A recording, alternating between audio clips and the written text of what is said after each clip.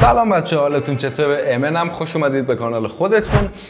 ما قرار بود که یه ویدیو دیگه هم داشته باشیم چند روز پیش، اما آپلود نشد همونطوری که متوجه شدید، به خاطر اینکه دوربینمون سوخت. یعنی در واقع ما با موبایل داشتیم ضبط می‌کردیم دیگه. همه کسایی که یوتیوب شروع می‌کنن اولش با یوتیوب با موبایل شروع می‌کنن، اما من داشتم ضبط می‌کردم ویدیو روز پنجشنبه رو، یهو خاموش شد و بین رفت و تموم و این حرفا. ولی الان با دوربین اومدم، امیدوارم که کیفیتش بهتر شده باشه و دوستش داشته باشید و همه این حرفا. امروز با 10 تا از قبیله های عجیب غریبی که شاید باهاش آشناییت نداشته باشیم اومدم. فکر میکنم که قراره حسابی کف کنیم و بهمون خوش بگذره. پس بدون هیچ حرف اضافه بریم سراغ اصل مطلب. Let's go. اولیش قبیله مردم سارما اسمشون. این قبیله هیچ گونه هیچ چیزی از تمدن نپذیرفته. یعنی همونطور که دارید عکسشو میبینید، اینا هم که همه چی میکنن تو خودشون، یعنی اینجا میذاره اینجا میذاره دهنش میذاره اینا. حالا یه ویدیو مجزا این قبیله ها رو واسهشون میخوام درست بکنم، پشمریزونه، خیلی عجیب غریبه. اما اینا هیچ گونه چیز جدیدی از تمدن و زندگی مدرن نپذیرفتن توی فرهنگ خودشون و این باعث شده که یکی از قبیله های عجیب جهان باشن. این قبیله اولین بار از سال 1980 محافظت کردن از سنتشون رو شروع کرده.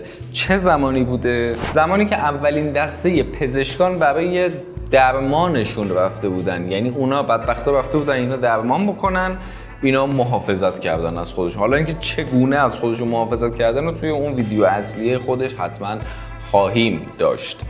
ولی اولیش اینا بودن که مردم سارما مثلا هیچ همون سنتی که بودن و دوست دارن داشته باشن هنوزم. شماره نهمی در واقع از 10 داریم میایم به سمت 1. نهمی قبیله پرویه. چیزی که اینجا دارم من میبینم پرویه اسمشون.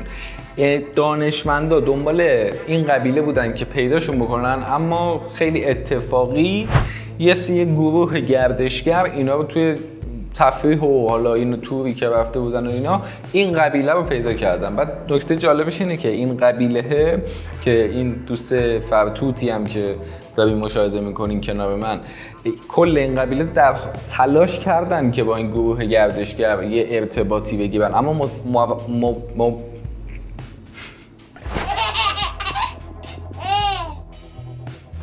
این قبیله سعی کردن که ارتباط بگن اما موفق نشدن که این اتفاق بیفته. حالا زبونشون 100% زبونشون متفاوت بوده دیگه، وگرنه چه شکل دیگه ای میتونستن که موفق نشدن.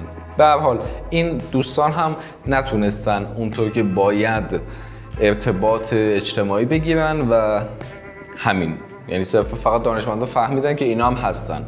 خب هیچ، همین. شماره 8 قبیله نیست، یک شخصه، آقایی به اسم برزیلی تنها، یعنی همچین لقبی رو بهش دادن، برزیلی تنها. کیه این بزرگوار؟ تو جنگل‌های آمازون یه برزیلی تنها وجود داره که تنها باقی مونده یه قبیله باستانیه. اون به عنوان تنها ترین و ایزوله ترین مرد روی زمین شناخته میشه. پشمام. اون تنها کسیه، یعنی تنها آدمی رو زمینه که به عنوان فرهنگ یک قبیله شناخته میشه، چون بقیه‌شون حالا مردن نیستن اینا. این بنده خدا مونده، آخرین بازمانده یک قبیله است که نماد فرهنگ و اینای اوناست. نکته ناراحت کننده این موضوع اینه که هر بار که هر کسی خواسته با این آدم ارتباط بگیره و حالا مثلا معاشرت بکنه و این حرفا، این بنده خدا فرار کرده، چون حالا یا ترسیده یا البته منطقی که ترسیده که مثلا بخوان بهش آسیب بزنن، بکشنش یا یه همچین چیزای دیگه. ولی به هر حال هیچ کس سالا نتونسته با این آدم ارتباط بگیره و بتونه حداقل کمکی بکنه بهش این شکلی. شماره 7 اسمش جکسون وایتسه.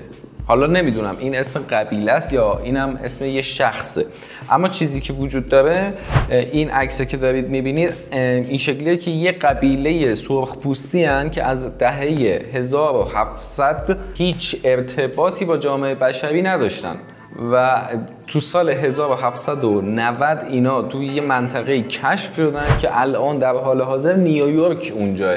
یعنی اینا توی نیویورک قدیم بودن و همین اینا اون زمان اونجا بودن، الان شده نیویورک. نگاه نکن انقدر در و داف و پول و فلان و البته نیویورک یه شهر شلوغه اگر اشتباه نگم، نیویورک یه جای شلوغیه آره، ولی به هر حال مهم نیست. اینا اونجا بودن اون زمان. جکسون وایتز. شماره بعدی قبیله ویتنامیاه. اونا جهان مدرن امروزی رو به روش خودشون پذیرفتن، خیلی اوکی، اصلا کاستوم کردن کارو اونطوری که دلشون خواسته این قضیه رو قبول کردن. این قبیله توی جنگ ویتنام کشف شده، یعنی وسط جنگ این قبیله یهو زده بیرون، مثل قارچ زده بیرون. توی بمبارونای نیروهای آمریکایی سربازای شمال ویتنام از دیدن قبیله‌ای که یهو از ناکجا آباد پیداشون شده پشماشون ریخته بوده، یا ادبیاتیش میشه شوکه شده بودن. این قبیله تصمیم گرفت که به یه زندگی مدرنی بپیونده، اما هنوز از سنت‌ها و آداب و رسوم خودشون محافظت میکنن، پیروی میکنن، همون کارا رو انجام میدن که دیگه همین علت باعث شده که با بقیه دولت‌ها درگیر بشن. یعنی یارو باز تا یه جایی پذیرفته مدرنیزه بودن و اما چون از سنت‌های خاص خودش خواسته محافظت بکنه و پیروی بکنه و اینا، بازم دولت‌ها باهاشون درگیر شدن.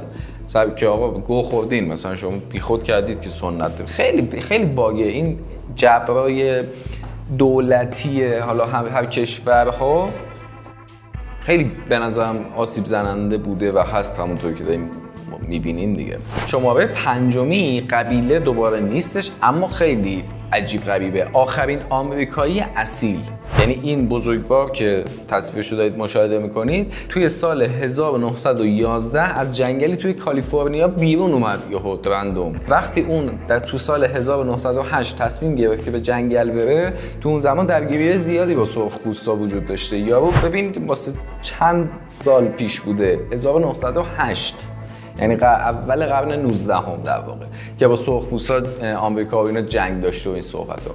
پس به مدت 3 سال به تنهایی تو جنگل ادامه داد، زندگی کرد. 3 سال تنهایی تو جنگل بوده. اون آخرین آمریکایی اصله که عضو قبیله یاهیاست. اسمش اسم ایشون هم ایشیه، یعنی قبیله یاهیا. اسمشون حداقل متوجه شدیم.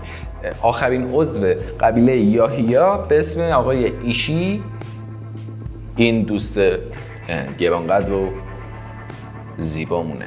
شماره 4 قبیله ناشناخته برزیلیه. حالا چیه میگم؟ دولت برزیل به منظور یافتن افرادی که ممکنه تو جنگل زندگی کنن تونست تصاویر هوایی مختلفی رو ثبت کنه. تو سال 2007 هواپیمایی که سعی داشت یکی از این سری تصویربرداری رو انجام بده مورد اصابت تیر قرار گرفت. بعدا مشخص شد که تیراندازی کار یه قبیله ناشناخته بوده که بعدها دوباره توسط هواپیماهای هوایی، ماهواره‌های هوایی مکانشون پیدا شد. یعنی یه هواپیما داشت میرفت رندوم یه تیری از همه جا خورد بهش، بعد پشماشون ریخته بود که این چه تیریه که ما نمیشناسیمش. تحقیق کردن، گشتن و همه اینا متوجه شدن که یه قبیله ناشناخته برزیلی وجود داره. اصلا اوکی وجود دارن دیگه، به هر حال نمیشه مسخرهشون کرد. وجود دارن. بریم بعدی. شماره 3 قبیله های جدیدی توی گینه هستن. حالا چیه مطلب؟ این دوستان خیلی عجیب و ترسناکن. این عزیزان کسانی که دوست نداشته باشن و میخورن، یعنی مثلا دیسکانکت نمیشن که آقا من از تو خوشم نمیاد برو به زندگی رو ادامه بده، نه گو خوردی حال نمیکنم باید پس میخورمت، آدمخواری و این مطالب.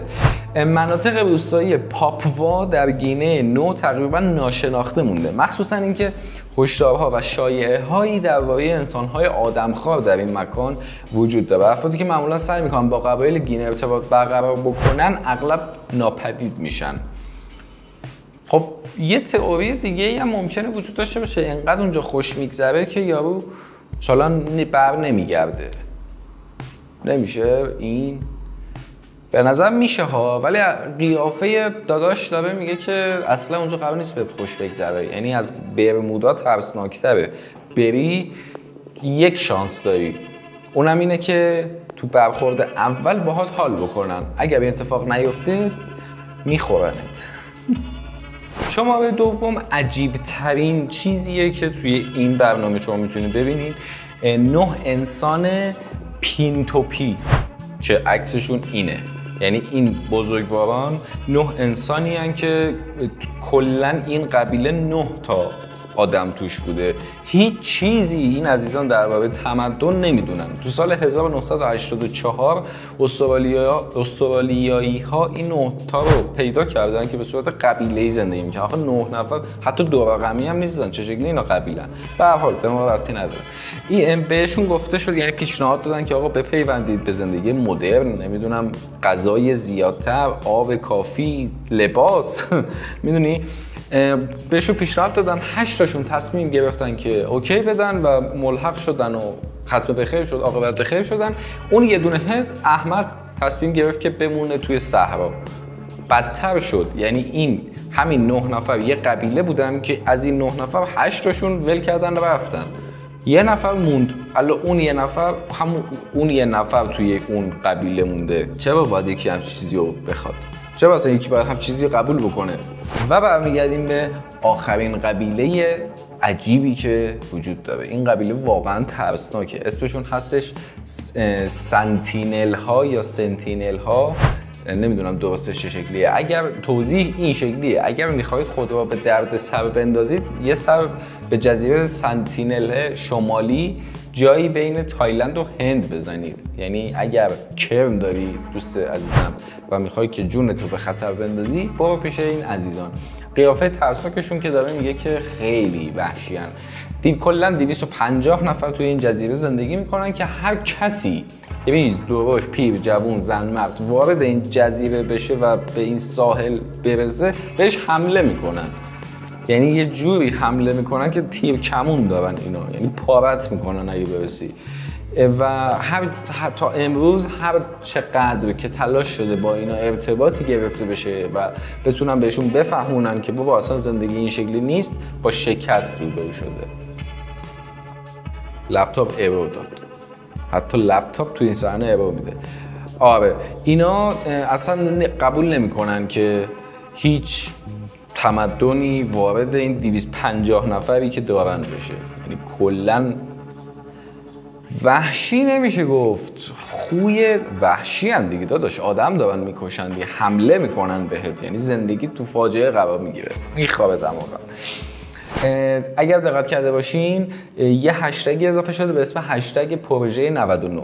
حالا اگه هم دقت کرده باشین دارم میگم دیگه فلسفتون.